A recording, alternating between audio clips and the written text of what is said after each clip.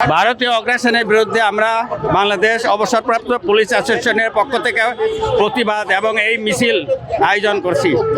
আমরা চাই ভারতীয় অপপ্রচার, সেটা মিডিয়ায় হোক বা সংবাদপত্রের মাধ্যমেই হোক, এগুলা বন্ধ করা হোক। আমরা এটা রুখে দেওয়ার জন্যই ভারতীয় আগ্রাসনের বিরুদ্ধে আজকের এই মিছিলের সমাবেশ আমাদের চালিয়ে যাচ্ছে। আমরা সুন্দর একটা সমৃদ্ধশালী বাংলাদেশ গড়ার জন্য, বর্তমান সরকারকে সহযোগিতা করার জন্য আমরা এই সমাবেশে যোগদান করেছি।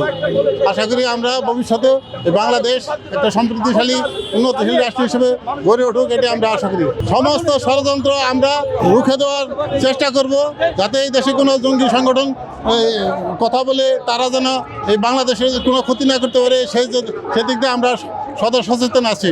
এটা বিভ্রান্ত করা, এটা সারা বিশ্বকে বিভ্রান্ত করার অপচেষ্টা। তারা বাংলাদেশের গায়ে দোষের অবলম্বন, দোষের লাগানো। RICL TMX, যুগের পর যুগ স্থাপনা থাকে মজবুত।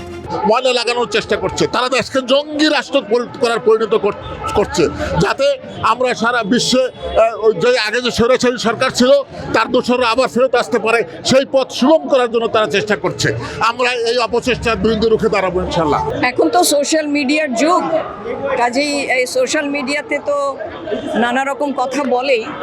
ভারত তার সোশ্যাল মিডিয়াকে আসলে কোনো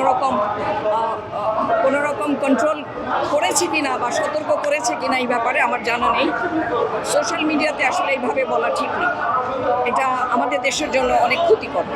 আমরা এটারই প্রতিবাদ করছি। আজকের আমাদের এই পুলিশ অ্যাসোসিয়েশনের পক্ষ থেকে আমাদের প্রতিবাদ, এরা যে মিথ্যা অপপ্রচার চালাচ্ছে, তারা যে আগ্রাসন করছে, তারা যে আমাদের দেশের বিরুদ্ধে নানানভাবে মিথ্যা অপপ্রচার করছে, মিডিয়ার বিরুদ্ধে অপপ্রচার করছে, এই জন্যই আমরা প্রতিবাদ জানাচ্ছি পুলিশ অ্যাসোসিয়েশনের পক্ষ থেকে, অবসরপ্রাপ্ত পুলিশ অ্যাসোসিয়েশনের পক্ষ থেকে।